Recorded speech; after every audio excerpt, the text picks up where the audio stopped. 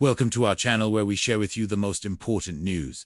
Please subscribe and like our videos to support us. A traumatized young girl who was repeatedly abused by her bus driver finally found her voice and decided to tell her parents about the horrific incidents she had endured for so long. Luckily, they believed her, and her story ended up going viral, changing things for the better. We must take steps to ensure that children feel safe and comfortable in their environment. Parents play a crucial role in protecting their children from any harm. If your child exhibits unusual behavior or has unexplained injuries, don't hesitate to question them. Your child may be hesitant to open up, so it is important to create an environment of trust and understanding where they feel safe to share without fear of punishment or shame. If you suspect your child is being abused, reach out to Child Protective Services or law enforcement. These professionals are trained to handle such situations delicately and will conduct an investigation to determine the best course of action.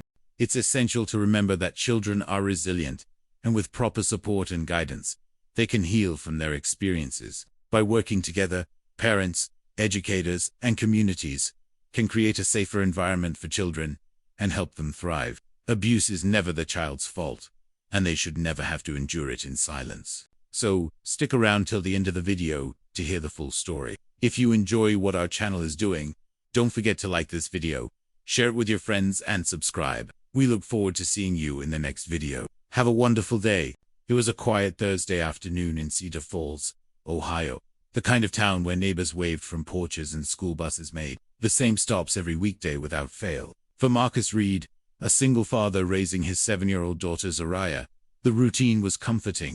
Every day at 3:15 p.m., she got off bus number 6 with her pink backpack, hair in braids, and her usual excited stories about second grade. But on this particular Thursday, Zariah didn't run inside like she usually did. She walked in slowly, quietly, placing her backpack on the floor. Marcus noticed her hesitation. "You okay, baby?" he asked, kneeling to her level.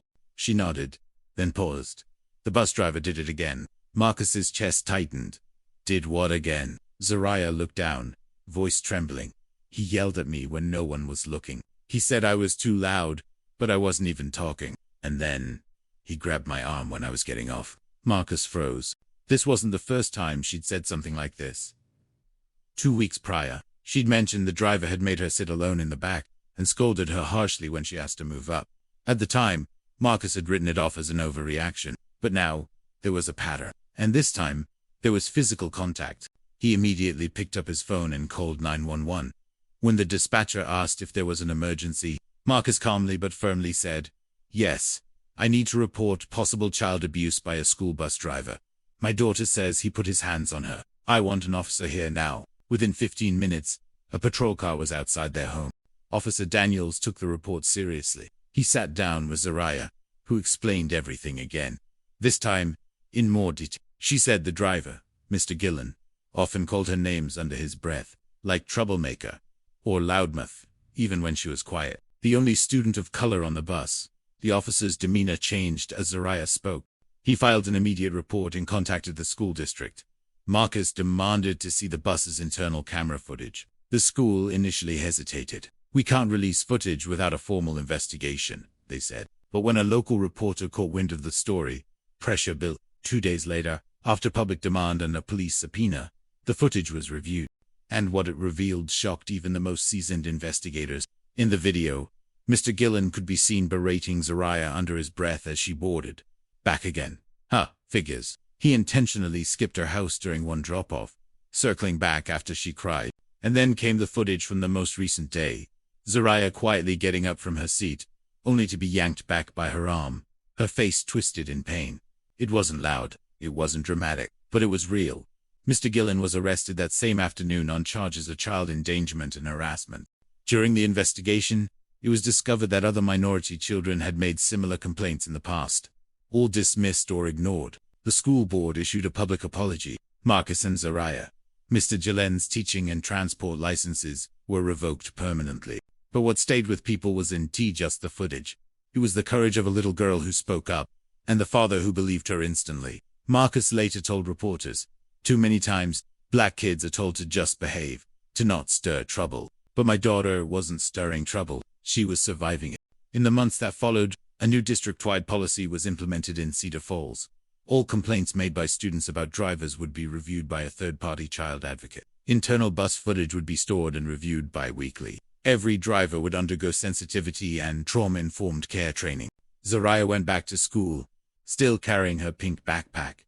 But this time, with a smile that stayed. She had been heard, and her voice changed everything. All forms of abuse are wrong. Physical, psychological, or emotional abuse is unacceptable and should never be taken lightly. A man's body is found in an underground parking lot. It's obvious that he has been dead for quite some time. His clothes are torn, his face covered in dirt, his hair is matted, and his fingernails broken. The man had suffered before dying, but what exactly happened to him? Was it an accident, suicide, or homicide? The police haven't ruled anything out yet, but when they examine the corpse more closely, they find something that indicates it was murder. What clue did the police find? Why was the man killed? And who was behind it? Let's find out in today's episode. When the first rays of sunlight hit the glass ceiling of the underground parking lot, a passerby noticed a pair of legs under one of the cars. At first, he thought it was just someone sleeping there, but when he looked closer, he saw that the person wasn't breathing. The man immediately called the police and told them about what he had seen. The officers arrived at the scene shortly thereafter and were shocked by what they saw. A man lay motionless under a silver BMW. He was dressed in a black t-shirt and dark jeans. His face was covered with dirt and blood. There were several deep scratches on his arms and legs. The officers approached cautiously, half expecting the man to suddenly jump up and attack them, but that didn't happen. They turned out to be dealing with a corpse. Based on the state of the body, the officers assumed the man had been dead for several days. It was clear from his torn clothes and battered body that he had suffered immensely during his last few hours. But how did he end up in the underground parking lot? Had he fallen or been pushed? Was it an accident or something more sinister? The police wanted to get to the bottom of this mystery, and soon they found a detail that provided an important clue. The man's hands were tied behind his back with a nylon rope. This indicated that he hadn't died as a result of a random act of violence such as a mugging gone wrong. Someone had taken their time to bind his wrists securely. But why? What kind of monster would go to such lengths? As the investigators continued their search, they found another disturbing detail. There was a single playing card sticking out of the dead man's pocket.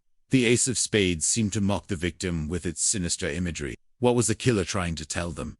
Was it a warning or a taunt? The police couldn't know yet. They now needed to identify the corpse and find out more about him. Perhaps his relatives or friends could shed some light on his death. After checking various databases, they managed to establish his identity. The dead man was 32-year-old David Miller. He lived alone in an apartment in the city center. His parents had passed away several years ago, and he had no siblings.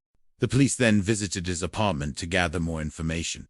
To their surprise, they found a woman inside. She introduced herself as David's girlfriend, Sarah Young. She was visibly shaken when she learned about the discovery in the parking lot. She told the officers she hadn't seen David for several days, and when asked about any possible enemies, she said she couldn't think of anyone. The police weren't convinced. Something about Sarah's behavior seemed off. When they asked to see David's body, she broke down and wept uncontrollably. The officers were about to leave when they noticed a large stain on the carpet. It looked suspiciously like blood. When Sarah realized they had seen it, she quickly tried to cover it up. Was David's girlfriend involved in his death? Had the two fought and things gotten out of hand? Or had she played a more active role in his demise? The police decided to take her in for questioning. They also obtained a search warrant for the apartment and began sifting through David's belongings. Meanwhile, Sarah was being interrogated by two detectives. She denied having anything to do with David's death, claiming she had simply been his girlfriend and knew nothing about his activities. But as the detectives pressed her with questions, cracks began to appear in her story. It turned out that Sarah and David had a tumultuous relationship. They had been together for almost 2 years, and during that time there had been several violent arguments. In fact, Sarah had even filed a complaint against David for assault. According to her statement, he had lost his temper and hit her. However, she had later withdrawn the complaint, saying she didn't want to cause any trouble. But Sarah's lies were soon unraveled. The police discovered traces of David's blood not only in the apartment, but also in the trunk of his car. Clearly, his girlfriend was hiding something. She had probably tried to clean up the mess after the murder, but she wasn't that careful. Sarah eventually confessed everything. She had indeed killed David, but she claimed it was according to her confession, the couple had argued, and David had attacked her. In a fit of rage, she had grabbed a nearby poker and hit him over the head several times until he lay still at her feet. Fearing for her own safety, Sarah had fled. However, This version of events didn't hold up. The forensic team found no trace of a struggle in the apartment. Furthermore, the weapon Sarah had used was nowhere to be found. She had obviously disposed of it to destroy the evidence. At that moment, the police were still unsure if Sarah had acted alone, or if there were other people involved. As they continued their investigation, they uncovered a shocking secret. David had been involved in illegal activities for several years. He dealt drugs and had even been arrested for possession with intent to distribute. His customers knew him as the reliable dealer who always had what they wanted. But recently, David had started to have problems. He had made a big mistake, supplying drugs to a dangerous gang. The gang leader, Victor Pride, was a ruthless criminal who wasn't afraid to get his hands dirty. When he learned that David had set him up, he sent his men to retrieve the money he had lost. It was then that the nightmare began for David. He was followed everywhere, harassed and threatened. His life was in constant danger. In a panic, he confided in Sarah, telling her about the mysterious men who were after him. She had no idea what he was talking about. David then revealed the truth about his drug dealing. Sarah was horrified. She had never known this side of her boyfriend. She urged him to go to the police, but he refused, saying he would rather deal with the criminals than trust the authorities. This decision proved fatal. The men sent by Victor Pride tracked David down and took him to an abandoned warehouse. There they beat him brutally and demanded that he pay back the money he owed. David was desperate. He called Sarah and begged her to save him. She didn't hesitate. Armed with a baseball bat, she rushed to the warehouse. But what she saw there made her freeze. Victor Pride was standing over David, a bloodied meat cleaver in his hands. Before Sarah could react, he lunged at her, knocking her unconscious with a single blow. When she came to, she found herself tied up alongside David in the trunk of a car.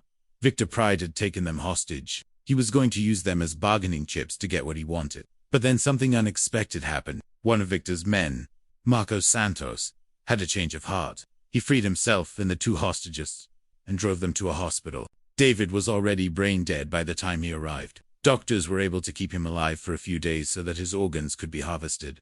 But Sarah survived. When the police interviewed her again, she told them what had really happened. Victor Pride was arrested along with his remaining men. The police recovered the murder weapon and other evidence.